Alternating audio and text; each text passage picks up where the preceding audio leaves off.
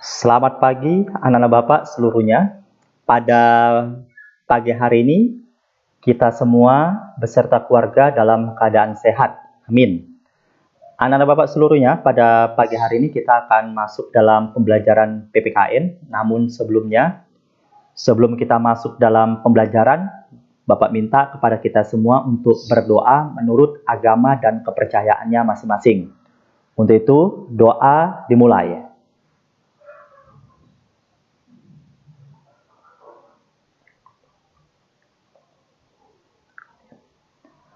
Doa selesai. Baik, anak-anak Bapak seluruhnya, pada pagi hari ini kita akan masuk pada materi baru.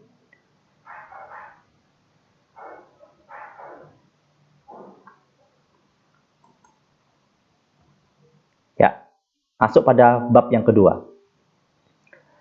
Pada bab yang kedua ini kita akan membahas tentang pembukaan Undang-Undang Dasar Negara Republik Indonesia tahun 1945. Nah, pada hari ini kita masuk pada pertemuan kelima di bab kedua. Submateri yang pertama yang harus kita pelajari pada pagi hari ini yaitu makna alenia pembukaan Undang-Undang Dasar Negara Republik Indonesia tahun 1945.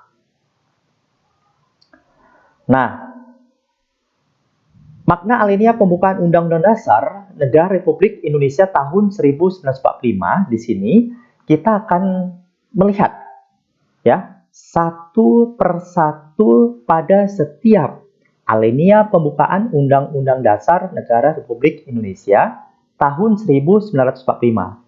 Di sini Bapak sampaikan dan Bapak ingatkan kepada anak-anak Bapak bahwasanya pembukaan Undang-Undang Dasar Negara Republik Indonesia tahun 1945 itu terdiri dari 4 alinea, ya, 4 alinea.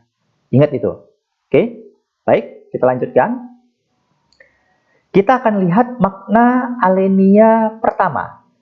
Di dalam alinea pertama, pembukaan Undang-Undang Dasar Negara Republik Indonesia tahun 1945 menunjukkan keteguhan dan tekad bangsa Indonesia untuk menegakkan kemerdekaan dan menentang penjajahan.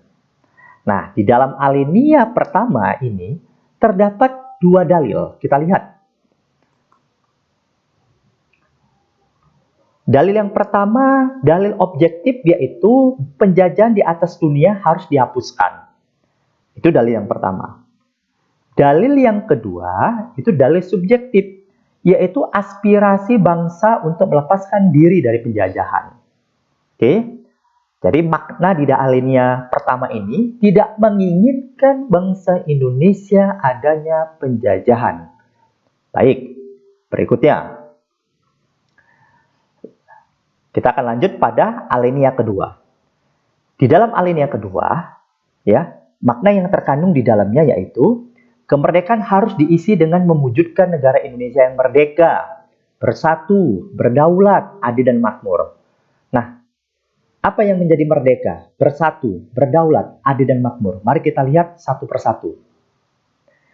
Merdeka di sini berarti negara yang terbebas dari penjajahan bangsa lain. Itu merdeka. Lalu bersatu, mengendaki bangsa Indonesia bersatu dalam negara kesatuan, bukan bentuk negara lain. Ya, itu bersatu. Berikutnya, berdaulat. Berdaulat mengandung makna sebagai negara Indonesia sederajat dengan negara lain yang bebas menentukan arah dan kebijakan bangsanya tanpa campur tangan negara lain. Ya, itu berdaulat. Berikutnya, adil yang berarti adanya keseimbangan antara hak dan kewajiban warga negara. Baru yang berikutnya makmur. Nah, di sini yang dimaksud dengan makmur, mengendaki negara mewujudkan kemakmuran dan kesejahteraan bagi warga negaranya. Dalam artian di sini, anak Bapak, bahwasannya makmur itu bukan dalam bentuk material saja, tetapi dalam bentuk spiritualnya harus makmur juga. Ya, inilah yang terkandung di dalam makna alinea kedua pembukaan Undang-Undang Dasar Negara Republik Indonesia tahun 1945. Oke, kita lanjutkan. pada alinea berikutnya, yaitu pada alinea ketiga. Nah, di dalam alinea ketiga ini kita akan lihat makna apa yang terkandung di dalamnya. Bapak akan bacakan. Melalui alinea ketiga ini, bangsa Indonesia menyadari bahwa tanpa rahmat Tuhan yang Maha Kuasa, bangsa Indonesia tidak akan merdeka. Ya, kemerdekaan yang dicapai tidak semata-mata hasil jeripaya perjuangan bangsa Indonesia, tetapi juga atas kuasa Tuhan yang Maha Esa.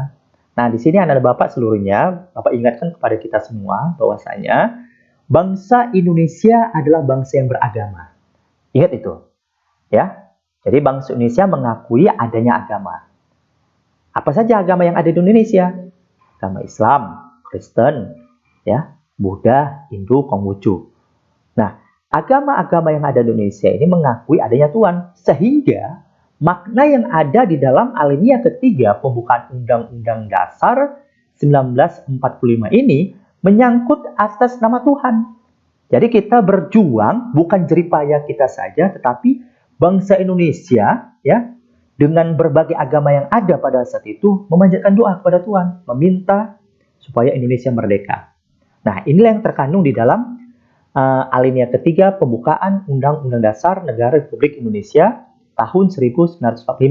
Oke ya, baik. Kita akan lanjut pada alinea berikutnya. Pada alinea keempat pembukaan Undang-Undang Dasar Negara Republik Indonesia tahun 1945, ini memuat prinsip-prinsip negara Indonesia. Prinsipnya itu seperti apa? Kita lihat yang pertama.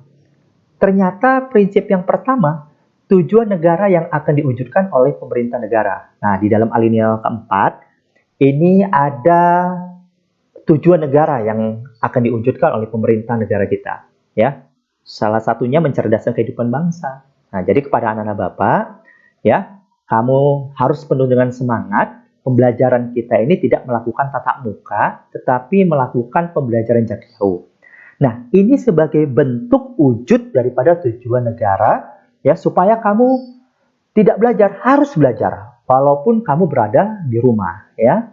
Itu prinsip yang pertama. Prinsip yang kedua, ketentuan diadakannya Undang-Undang Dasar. Prinsip yang ketiga, bentuk negara, yaitu bentuk republik. Jadi bentuk negara kita bentuk republik yang berkedaulatan rakyat, ya. Berikutnya dasar negara, yaitu Pancasila. Jadi di dalam alinea keempat pembukaan Undang-Undang Dasar Negara Republik Indonesia 1945 terdapat isi daripada dasar negara kita, yaitu Pancasila. Ya, baik anak-anak Bapak seluruhnya. Itulah berbagai makna yang terdapat di dalam setiap alinea pembukaan Undang-Undang Dasar Negara Republik Indonesia tahun 1945, ya. Baik, anak-anak Bapak, sampai di sini ada yang mau ditanyakan? Kalau ada yang mau ditanyakan, kamu bisa melalui chatting di dalam grup, ya. Baik, kalau tidak ada yang mau ditanyakan, Bapak ucapkan terima kasih, ya, pada kesempatan pagi hari ini. Mudah-mudahan materi yang kita pelajari pada pagi hari ini bermanfaat bagi kita semua. Baik, anak-anak Bapak, untuk mengakhiri pembelajaran kita pada pagi hari ini, di sini Bapak sampaikan bahwasanya tujuan akhir dari pendidikan adalah karakter yang baik. Jadi Bapak harapkan kepada anak-anak Bapak, mari bentuk karakter pada diri kita, karakter yang baik. Cukup sekian pertemuan kita pada pagi hari ini. Bapak ucapkan terima kasih dan Bapak sudahi. Selamat pagi, sampai jumpa kembali.